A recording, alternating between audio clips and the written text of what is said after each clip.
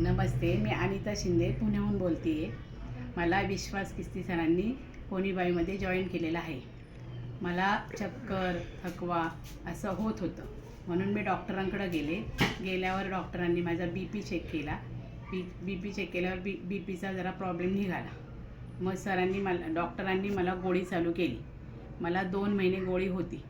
2 महिने झाल्यावर विश्वास किस्ती सर बोलले की आपलं कोणीबाईचं टी-शर्ट, पेंडंट, सोप का नाही वापरत. मग मी सरांना बोलले, विश्वास किस्ती सरांना बोलले, ते वापरल्यावरती मला माझा BPचा प्रॉब्लेम सॉल्व्ह होईल का? सर बोलले होईल, वापरून पहा. मग मी ते वापरायला सुरुवात केली.